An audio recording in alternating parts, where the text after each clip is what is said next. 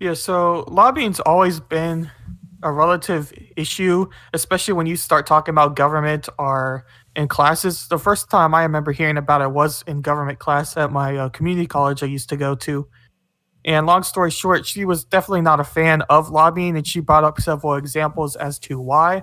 But kind of the main real reason about lobbying in particular is the fact of how you have these interest groups represented through these lobbyists or through these movements, for lack of better words, and they're able to express their interests through a lot of money. But the real issue within lobbying in particular is the fact of how much money is actually involved in an entire system. Because there's so much money that it makes the entire system just seem corrupt, even if there is reasons to why lobbying exists. Yeah, so I think it's very important to define exactly what lobbying is because a lot of people have different ideas on what lobbying is. So I think it's very important to make it extremely clear exactly what it is we're talking about so that people don't get the wrong impression on what we're talking about. So, lobbying is essentially when someone goes over to a politician and urges the politician toward a certain policy position. This usually happens in person. It can also happen over social media.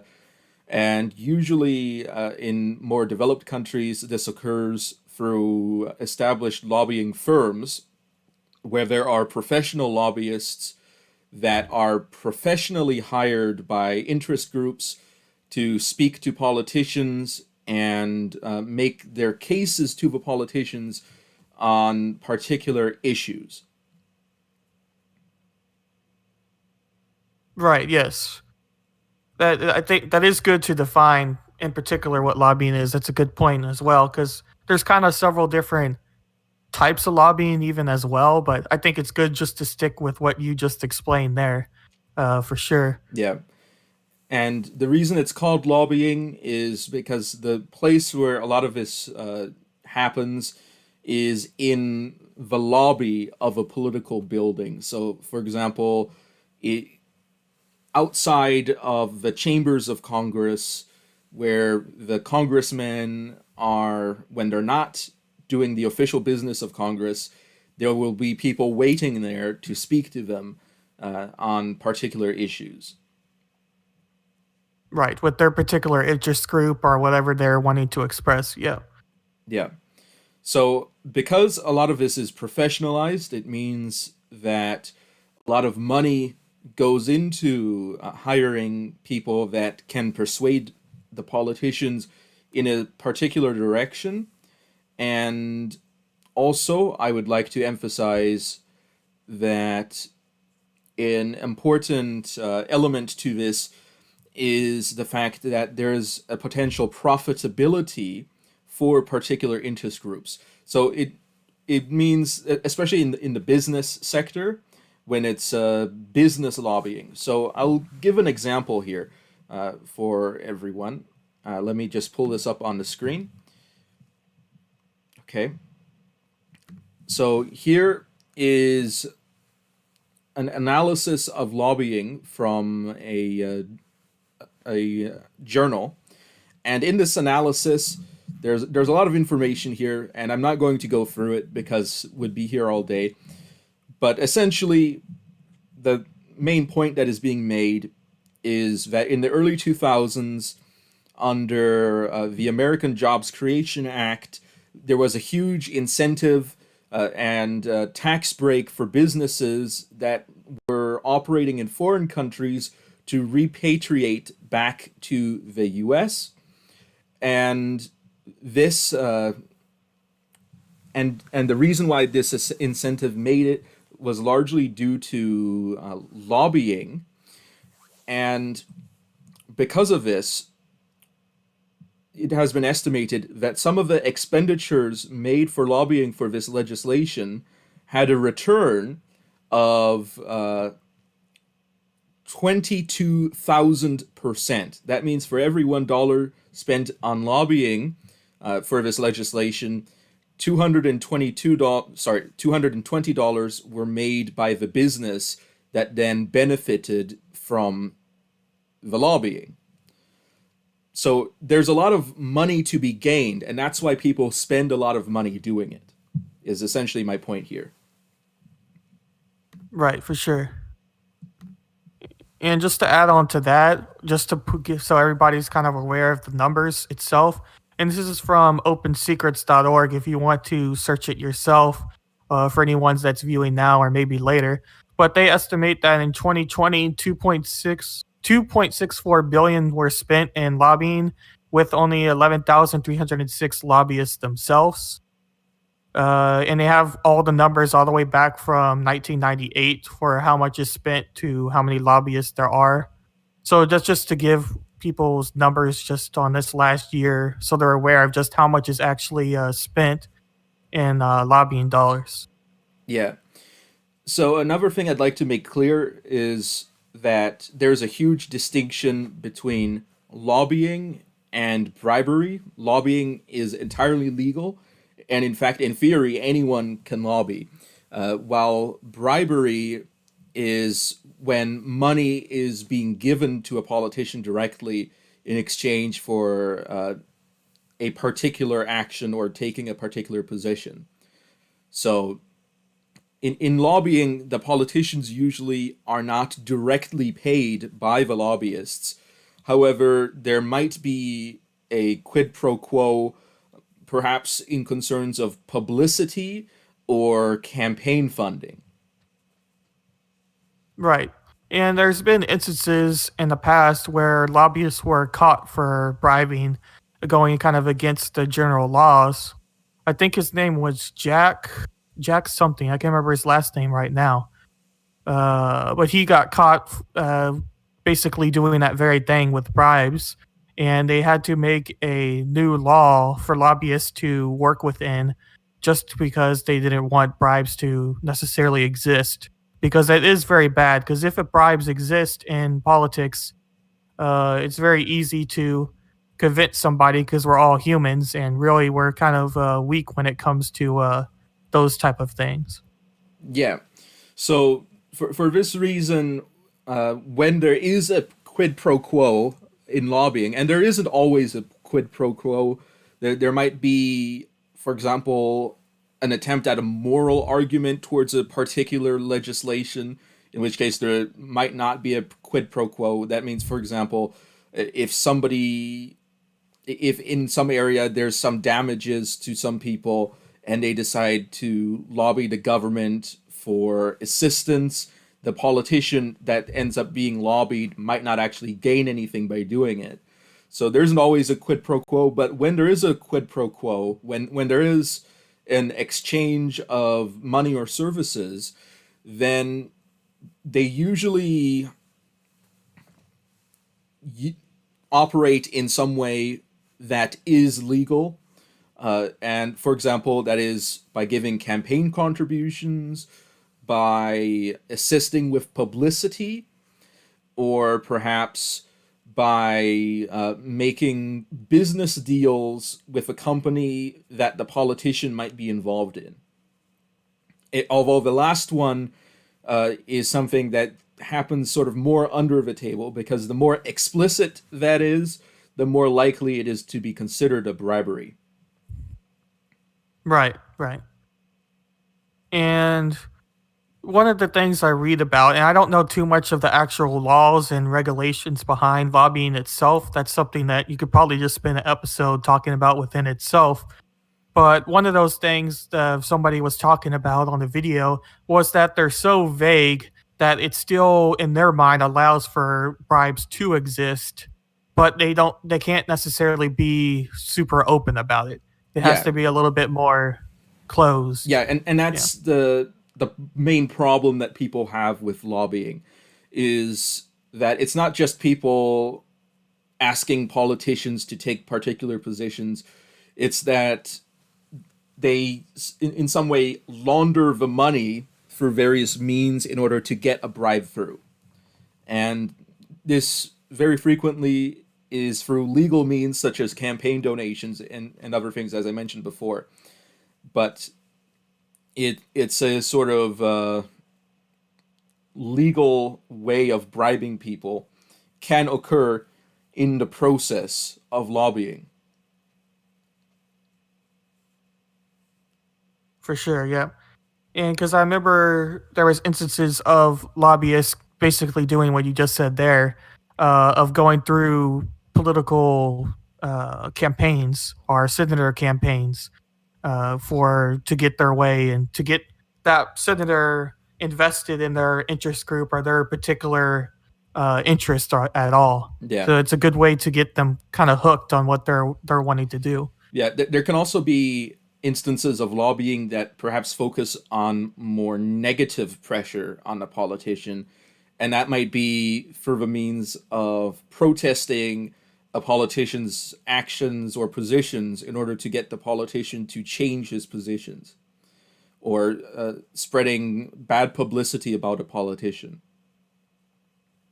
Right. That's Yeah. sort of the a negative lobbying. Yeah. It's definitely not all good for sure. Yeah. And of course, because politicians end up usually representing a very large number of people, it means that they don't have time to meet with everyone that might want to meet them. And that leads to a situation where the politicians have to choose who they're going to meet. And usually that choice is going to be based on how much money someone is willing to contribute to the politician's campaign, or some other beneficial mutual relationship that the lobbyist and the politician have. Right. And that, I mean, that makes sense for what their goal of the lobbyist is to do. For sure. You don't want to waste your time elsewhere. So yeah, that makes a lot of sense as far as like a business perspective for lobbyists. Yeah, because in theory, ideally, a politician who is representing a certain group of people should primarily be lobbied by that group of people, i.e., if let's say someone represents some area in Rhode Island, people from Rhode Island should be telling that politician what the issues are in that area, and therefore what his priorities should be. And likewise, the politician should seek to keep up with the local news of what's happening there, and also perhaps do polls on the population in that area. And that would Right. For be sure. No, go on. that would be the type of lobbying that would be normally expected, something that I would say most people would say is an acceptable type of lobbying.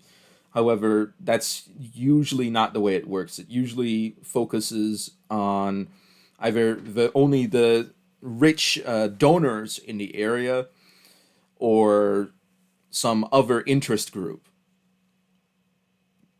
Right. For sure. Because I mean, even like from a seventh grade government class, they tell you that kind of what I was explaining earlier, that you can send letters, you can call your representatives, you can be involved in your local government. They're supposed to be involved in knowing what their citizens want. It's all supposed to be kind of more local interest, local concerns, local issues. But the big problem with lobbyists in particular, like you explained pretty well there, is that these local issues are no longer really that much what's concerned. They're more worried about national concerns or national interest Yeah, because of the lobbyist groups. yeah, and speaking of the issues going away from the constituency of a politician and expanding to external interest groups, I'd like to talk a little bit about foreign lobbying. And here I've got another source I pulled up here from Open Secrets, which you used earlier, but this is probably a different one. So here is an analysis of foreign countries and how much they're spending on lobbying in the United States. And so, for example, South Korea, Japan, the UAE, Israel, Ireland, China, Cayman Islands, South Arabia, Canada, and Germany spent a large amount of money on lobbying in the United States, and there's other countries as well, and but the reason why other countries lobby the United States government is because the United States government is highly influential in the world in regards to its foreign policy and also its trade and military in particular. And because of that, there's a huge incentive for many countries around the world. In fact, according to one source, it was 170 something countries, which is more than half the countries in the world, to lobby the US government in one way or another. For example, South Korea is next to China and North Korea, so there's an obvious incentive for them to keep the US military in South Korea to help protect the country. And is also an important trading partner of the US. Same thing with Japan. The United Arab Emirates is across from Iran, and therefore there's a competing sphere of interests. Israel has a long-standing relationship with the United States and is very involved in the U.S. government. Ireland, in some ways, is used as a tax haven. China, of course, has a very strong interest in controlling what's happening in the U.S. government. And the reason for that is because China's expansion in foreign policy and economy is directly challenged by the US's current dominance there. So China has a strong interest in changing US policy. The Cayman Islands is a tax haven. Saudi Arabia, also a rival of Iran, and a strong ally of the US in the region.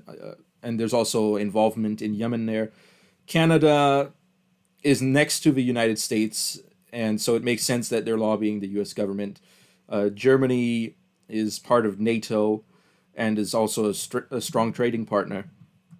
But on the 10 foreign principles by spending, I'd like to mention that there's even some smaller areas such as the Marshall Islands. The Marshall Islands depend on the United States for the military protection of the country, and also are the world's most used flag of convenience for international shipping. But there's all sorts of different lobbying firms, and they receive a lot of money from all these different countries to influence politics in the United States. And of course, for people that are interested in promoting the interests of the United States, that's not always something that is desirable.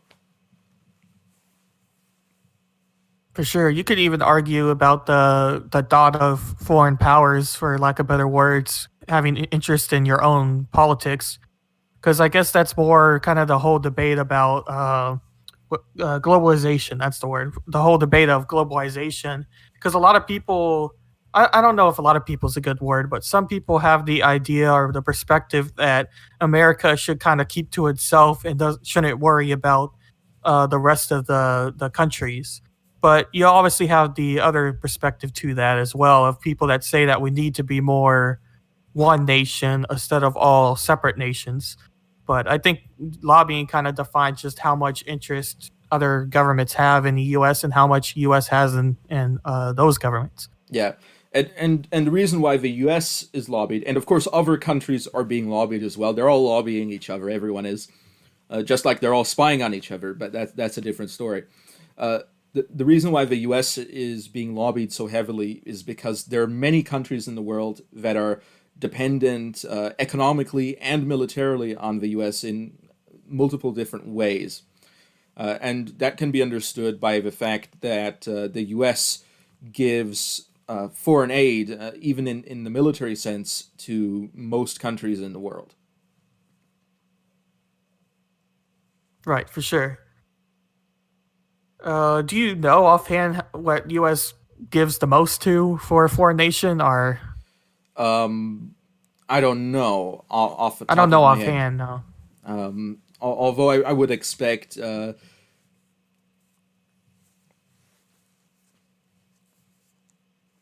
maybe South Korea would probably be one of the larger ones because of the military involvement there.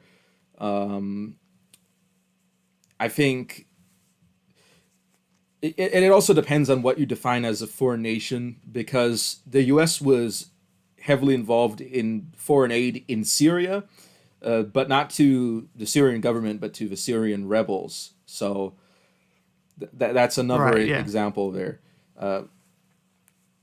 So there's a bunch of different countries in the world that the U.S. is giving foreign aid to. So it's no surprise to me if I find out that the U.S. is involved somewhere. Uh, the United States government has the proverbial finger in every pie. Oh yeah.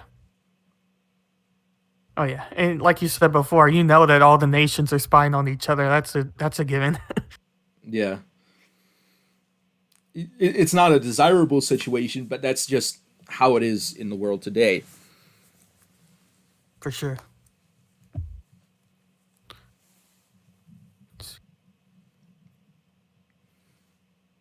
So since we're talking about lobbying, do you have anything else you'd like to say about lobbying?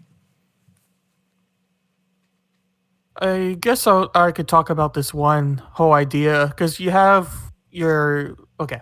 So all lobbyist groups are groups that have at least a good amount of people within that interest, I guess you could say.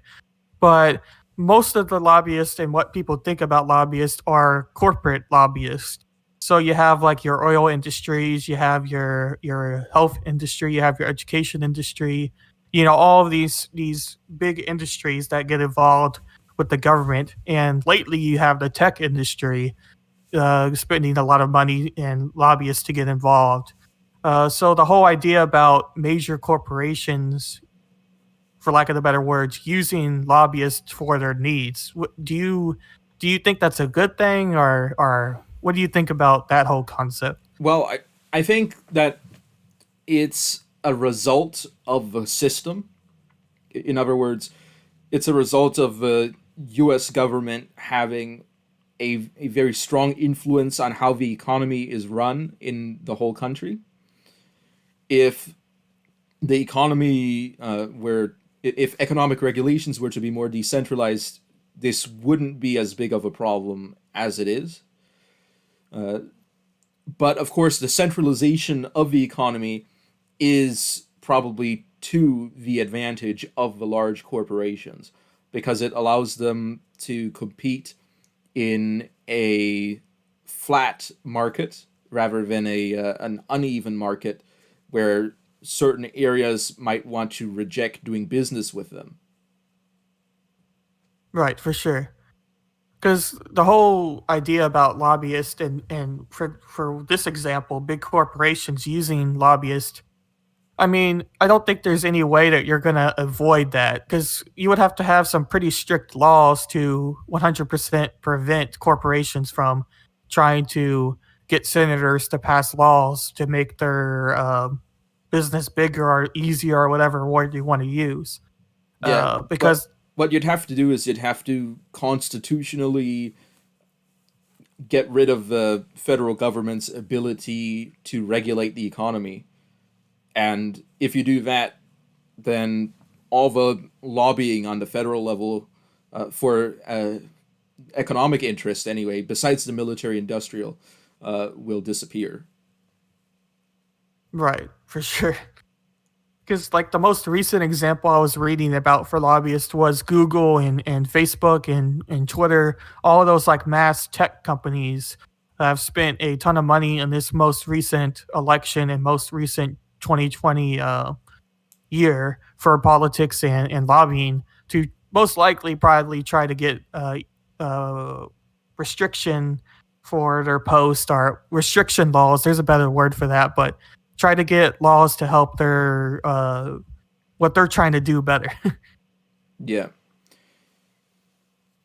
But I do think that if people want to get rid of the large lobbying, then they have to decentralize the regulations on the things that people are trying to change. Right. That would have to be the case for sure, because I don't think you're will change it any way else than Yeah. to try that approach. Now, on foreign policy, the simple thing to do on foreign policy is to simply ban foreign lobbying, Hmm. and that would be the simple solution when it concerns foreign policy and lobbying. But once you've gotten rid of the domestic incentive to lobbying, then you can also, and when I say lobbying, I don't mean people simply walking in. I'm talking about the quid pro quo aspect here. Okay, so for example, campaign donations, etc. Because obviously, if somebody's has an interest that they need to talk to a politician about, then I think it's something that should happen. But what's important is to divide these interests and to organize them in a way that doesn't lead to the compromising of the government. Because we don't want Right. undue influence of foreign powers or domestic corporations. Yeah, because it could potentially get worse when you're talking about foreign powers than just local politics or our nation politics, like just the U.S. When you're talking about just the U.S. alone and lobbying, I feel like it's a little easier than when you talk about foreign powers because there could be a lot more damage done in foreign politics than local. But you could probably argue against that claim too. Yeah, it all depends on what you define as damage and where it's happening and what's more important. But let's move over to a talk more generally on the money in politics because I think that that's where our conversation is heading. So when we talk about money in politics, obviously there's a few things that need to be clearly defined here.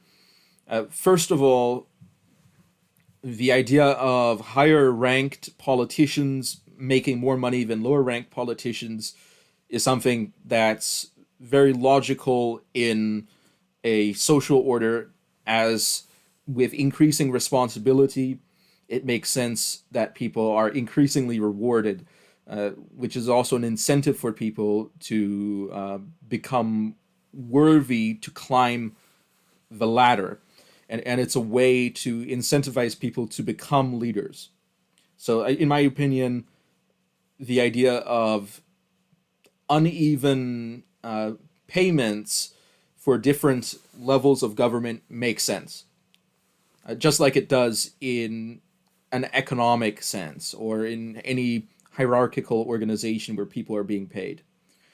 Now, Yeah, that's almost any job for that matter yeah. has that progression. So But when yeah. people are talking about money in politics, that's not usually what they're talking about. What they're talking about is the large amount of campaign donations that people get and the behind the scenes quid pro quo that's happening. Now, the question is, why are these politicians choosing to receive large amounts of money? And the answer to that is simple. One, greed, but that's something that's very difficult to legislate, so we're not going to touch on that. The other is that in order to win office, an office when there's a large electorate, let's say millions of people in a constituency, they have to have a large publicity campaign because when there's a large enough number of people, they can't simply expect their reputation and their merits to get them the victory. What they need is to run a large publicity campaign, and to do that, they need resources, and to get those resources, they need money. And that's where the campaign donations come in. So I argue my main position on this is that the reason why there's so much money in political campaigns is because the government is set up in a way that demands that this amount of money be spent on campaigns. That's Right, my for sure. position on the issue. Yeah, the stance I take when we talk about money, especially with campaigning, is the whole kind of debate on how campaigning finances should be done. Because a lot of times these politicians get their money from these groups or interest groups, let's just say, and that's where they get most of their money to do ads or to go on tours, for lack of better words. But the whole other side to that debate is if campaign finances should change to where just your constituents can donate to whoever they want, and no interest groups are allowed to have money to give to that candidate or to that politician. So that's kind of where I take when we're talking about, especially with money in politics and campaigning. And the whole debate with that is, I don't know if that would necessarily work with how much money it takes to actually do a campaign, because especially a presidential campaign, this isn't local. Local's a lot easier than presidential, but you just see how much money both candidates use every time and for their election. And maybe that money could be managed better, or you could say that, but that's kind of a whole other debate. But I don't know if there would necessarily make sense to cut out interest groups uh, fully from campaigning. Yes, I understand that. And I would argue that the reason why these interest groups have a reason is because of course, of the centralization of the system. But even if we were to, let's say that only the constituency could spend money on the campaign, we would still end up in a situation where likely there would be a way to transfer or launder the money into the constituency to then use it for the campaign.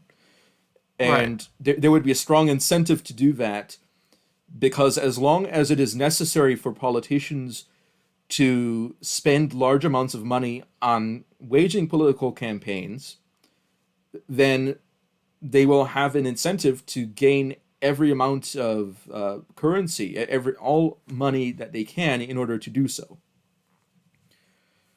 So Yeah, because, oh no, go on. yeah, so my position is that if we go back to last week, let's say the Electoral College, if, as Alexander Hamilton had imagined, the electors themselves were the ones to decide exclusively who they would be voting for, then the presidential campaign doesn't actually have to work on making a broad popular appeal, and instead simply has to debate on the merits of the position and the experience of the candidate. So if that's the case, that essentially cuts down very much on campaign funding. And because you don't have to make a broad popular campaign, you just have to persuade a set number of people.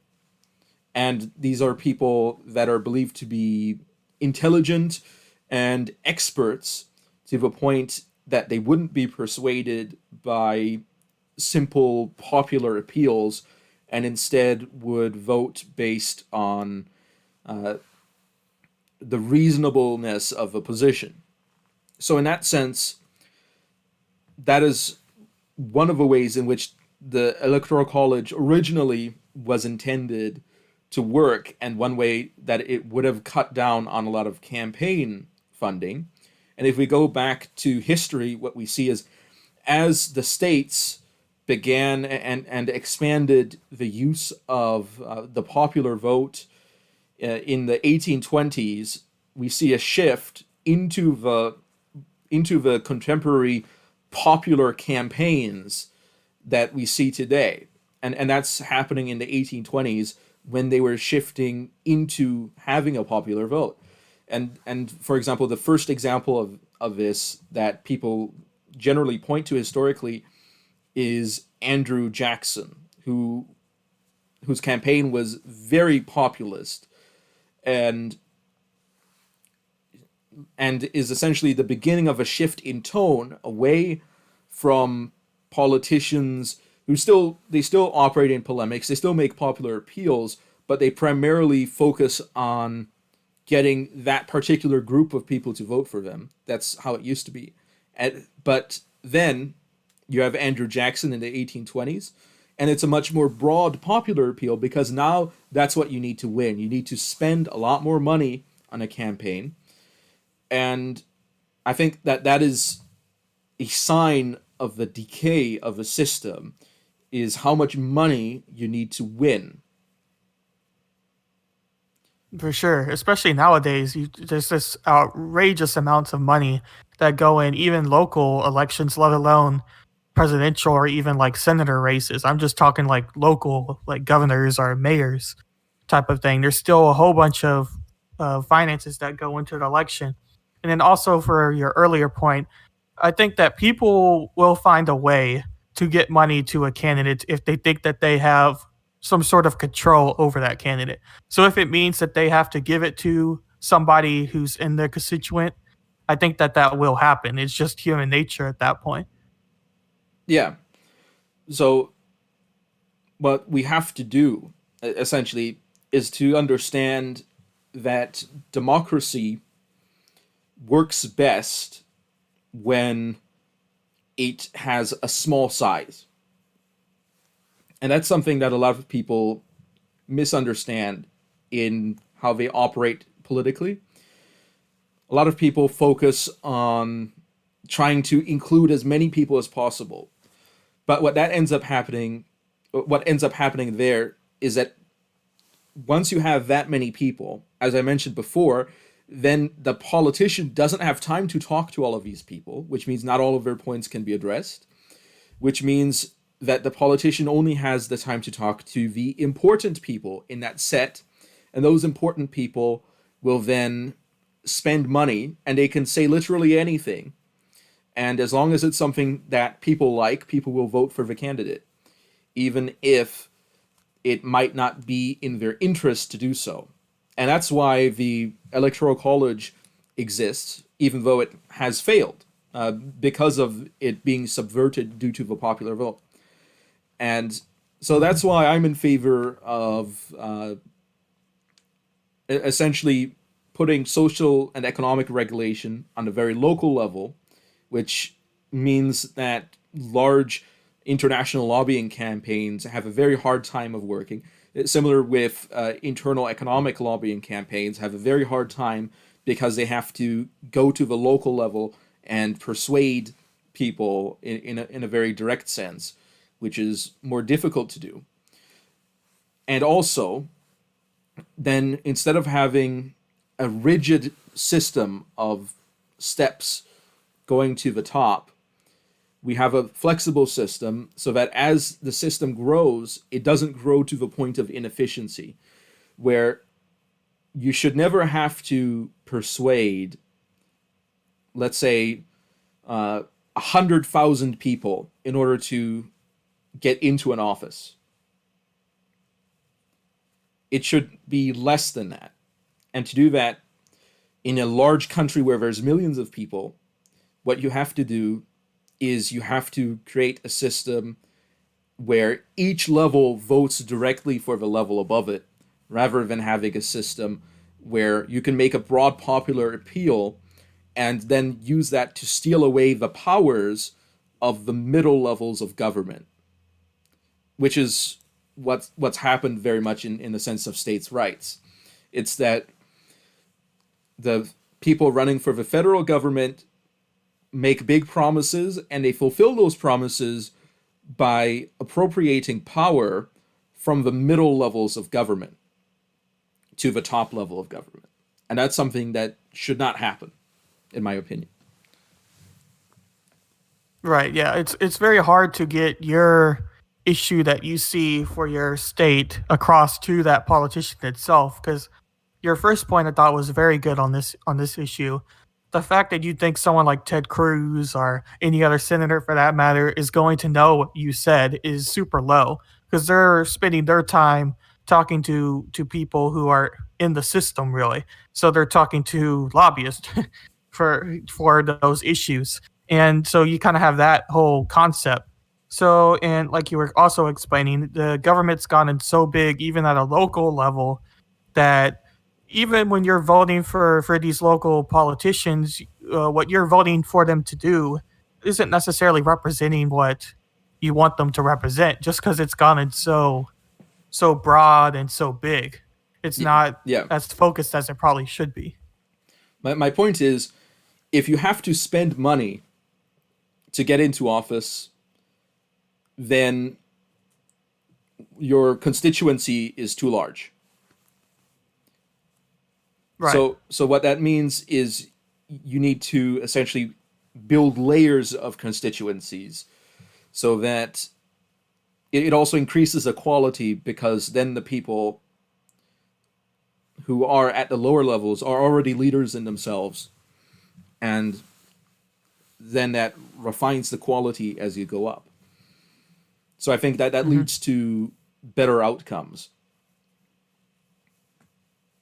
Yeah, I think it's definitely better than what we have now. I'm not sure if it would ever necessarily be implemented for how government works right now, but for the hypothetical situation, I do think that that would be the purest case of how government should work. Because the idea of having to spend money even in the first place could even be debated itself for politics and Yeah, campaigning. because what determines whether a politician is capable is not how much money he has, because a lot of these people, they earn a lot more money doing their regular jobs than working in the political office. They're not getting a larger salary from their job in politics than they are in the stuff they do outside of politics. If you don't count quid pro quo backdoor deals, of course, then that's the point where it is more profitable. But the essence here is that if you want to get the politics, the money out of the politics, you need to give a good reason why the politicians don't need that money. And one of the best Hmm. ways to do that is to ensure that they don't have to spend money on campaigns, because the quality of a politician isn't determined by how rich he is or how much money he's getting. It's determined by his experience and his policy positions. For sure, yeah. Because I do see a lot of focus being over how much money is spent, like especially with the Hillary Clinton and Donald Trump race. There's so many articles about how much Hillary Clinton raised more than Donald Trump. There is like tons of articles just about how much each candidate raised and how much more Hillary raised, blah blah blah.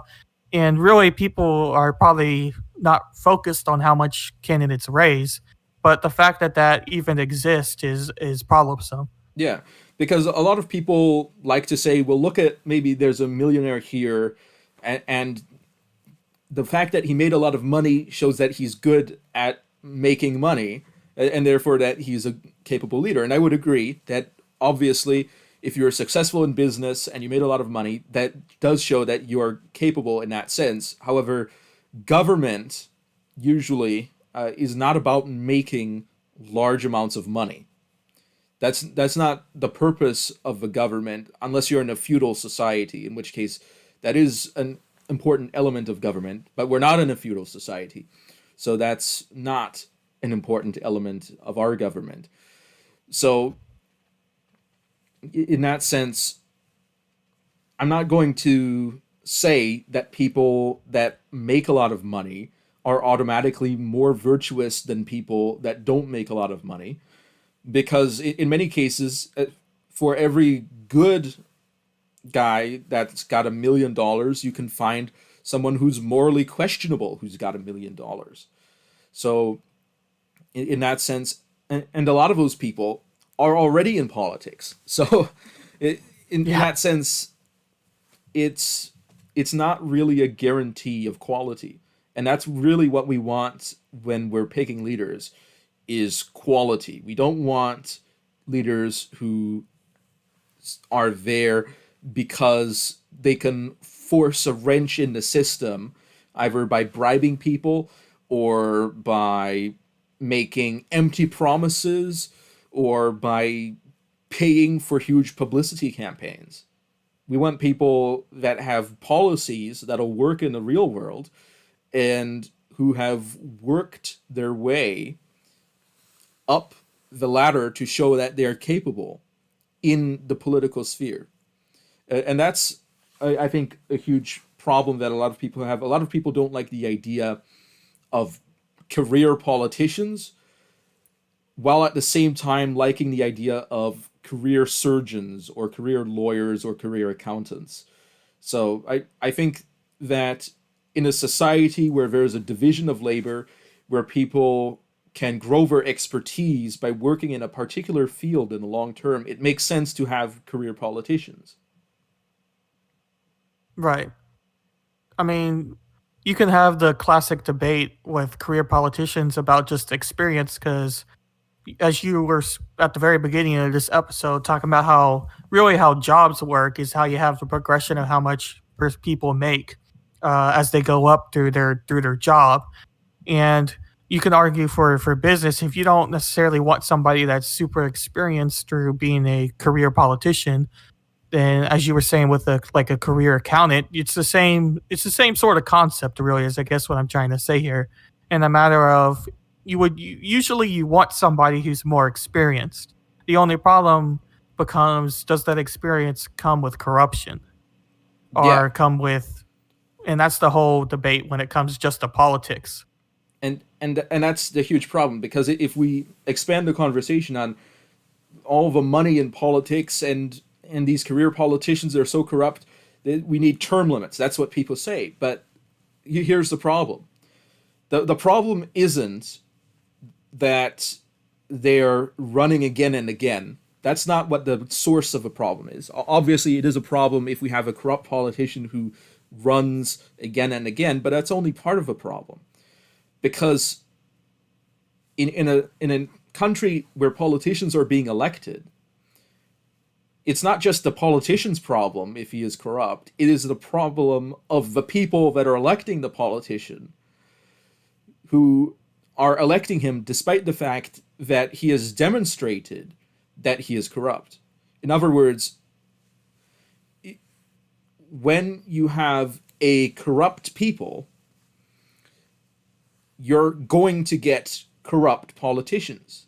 So you need a less corrupt electorate for high ranking politicians. And that's why the Electoral College exists, for example. But speaking of the corruption of the politicians, because if you were to say that on average, just like on an average, a minority of people are good at being brain surgeons, or on average, a minority of people are good at being lawyers. I would say on average, a minority of people are good at being politicians. So when you take that into account, if you have a good politician, you have to understand that it is rare to have a good politician, and that if you have a good politician, you should want to keep the good politician. So when you are in favor of term limits, you end up with a situation where obviously the bad politicians are eventually not able to run again, but also the good ones aren't able to run again.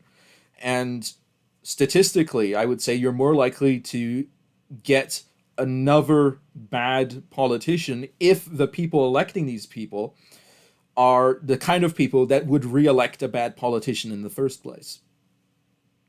Right. It's probably not going to change the system. That's kind of what I thought about the whole term limits. It seems like a smart idea because I would say in general there's probably more bad politicians than good politicians, like every work field for that matter. Most of the time, you just have people that show up. That's probably the same for politics as well.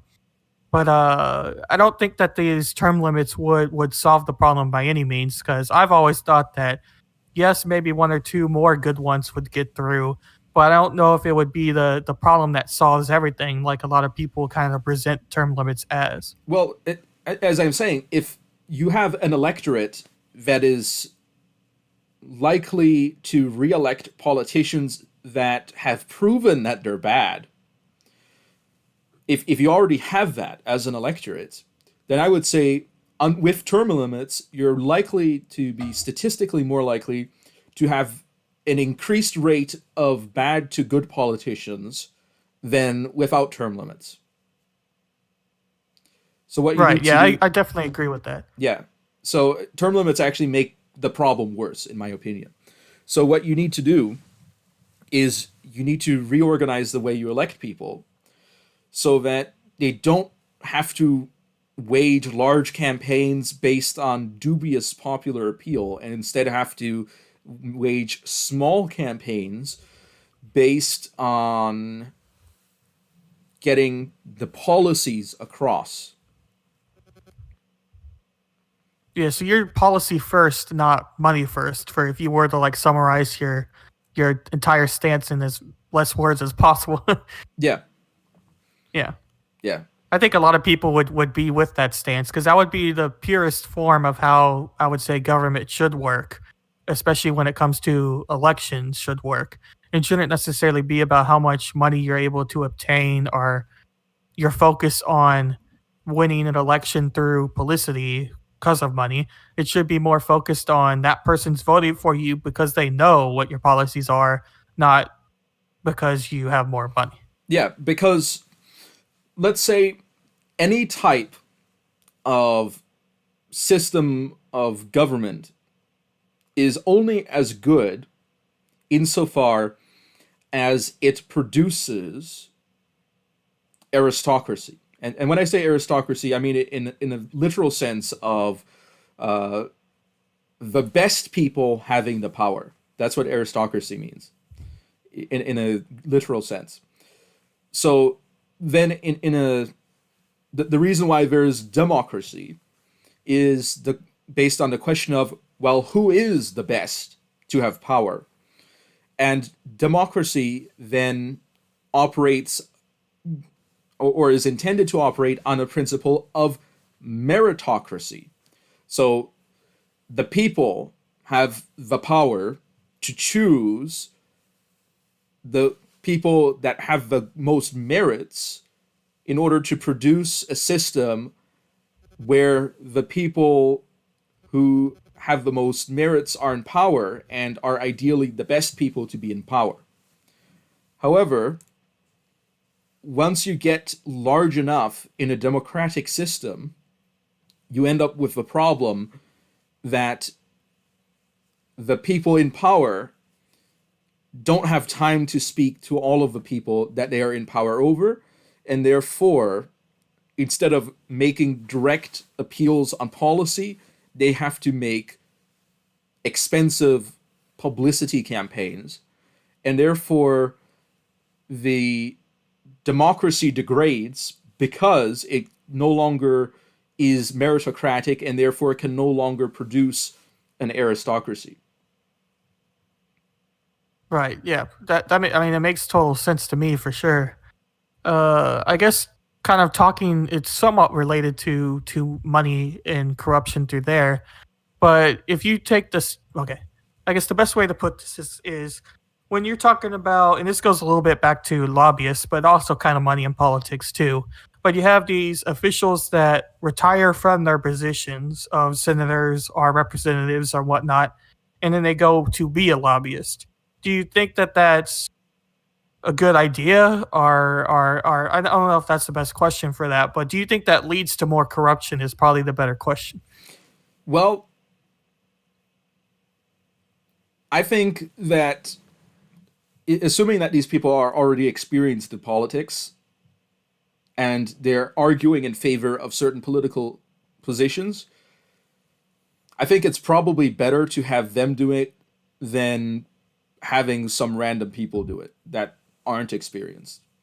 Now, that being said, as I mentioned earlier, I don't think that the situation of people lobbying with quid pro quos on the US federal government is a good thing.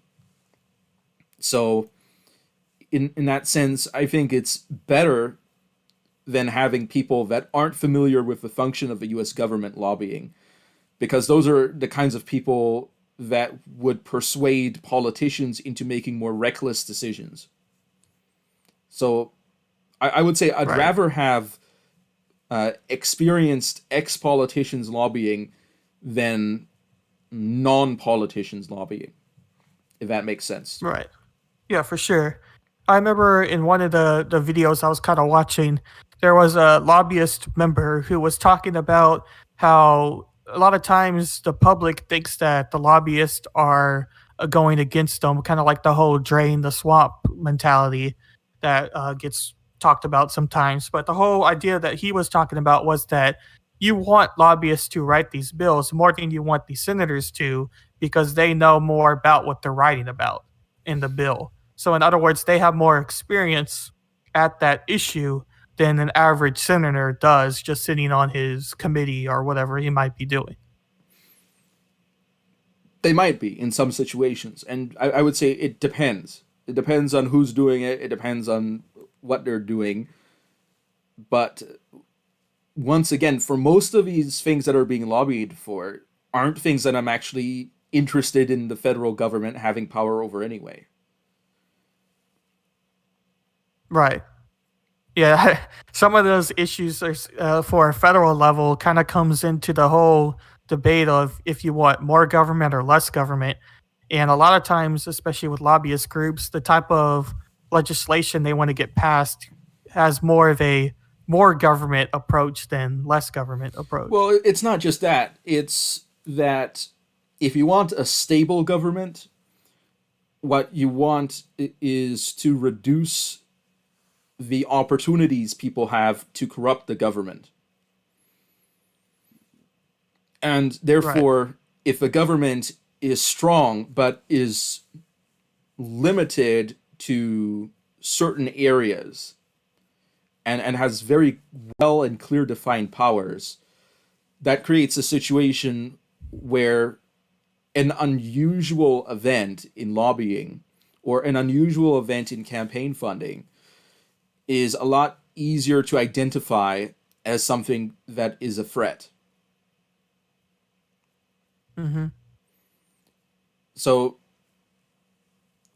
so if there is no legitimate reason for people to lobby the federal government, then when people do it, it immediately sends up red flags. But if there are legitimate reasons for people to lobby the federal government, then when people do it, you it's just something that happens every day. And then if something unusual happens in the process, it's something that's less likely to be caught. Right. Yeah. So And I'm also yeah. to, So I'm hold on, not but yeah. no, no, go on. Yeah. So I'm not arguing that the problem is that the government is too big. I'm arguing that the government is organized in a way that leads to corruption, and that therefore it needs to decentralize those elements in order to push away the incentive to corruption. Hmm. Yeah, I definitely agree with that. And to the lobbyist claim that I just talked about, I don't necessarily think that it's smart to give that much control to lobbyists either, because there are instances where senators know more replications to what might be passed more than like a lobbyist would, because they're trying to represent their particular interest group, while a senator knows that if this were to get passed in theory, it would go against these people in my constituents but for these people, and know more like more about that impact of the bill than, let's say, an interest group would, Well, I would argue. yeah, and I agree with that position. I also, however, think that the senators in some way have been compromised in the Constitution due to the amendment that makes the senators elected by popular vote rather than by their state governments. Because originally the purpose of the senators was to represent the governments of the states, when now they represent the people in the states. And that leads to, once again, a situation where money can then incentivize senators to take away the powers of the states because they're not accountable to the states. Right, for sure. I think I would have to look more into the particulars of what you're talking about there to have like a full opinion of it. But I do think that the whole idea of popular vote that we talked about on our last edition of the podcast, our video series, and I don't necessarily think that popular vote leads to good outcomes really at all, for that matter, because a lot of people are just not invested or know much about what they're actually voting for. Yeah, and I think that if people want to maintain a degree of freedom, one of the fastest ways to lose it is to make issues dependent on a popular vote.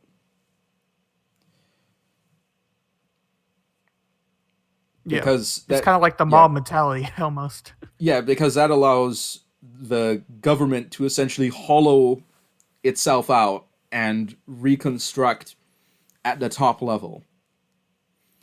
And therefore all of the people in the middle that would usually have opposed the increased centralization of power can simply be bypassed, and therefore the interests of the people on the local level are sacrificed in favor of the interests of the general people, which can be manipulated through publicity campaigns and the media and other things. Yeah, yeah. I would agree with that as well. I'm not sure if I necessarily have anything more to add on that stance. Yeah, to repeat from last time, the will of the people is not always in line with the interests of the people. Yeah, and you had several good examples of, in particulars to that claim with the electoral college as the main example there. But really, it kind of goes into this episode too, for sure, because you're still voting for these members that are in politics. So it's kind of the popular vote is everywhere when it comes to politics. Yep. So anyway, do you have anything else that you'd like to say? Otherwise, we'll wrap up. No, you covered all my initial points I wanted to talk about. I don't have really any questions either. Okay. In that case, I'd like to thank everybody for watching. If you have any questions, any comments, please feel free to do so in the comments section below. Would always be happy to hear what you have to say. I believe next time we will be on your channel, so look forward to that. And have a nice day, everyone, our beautiful audience. Anavultus over.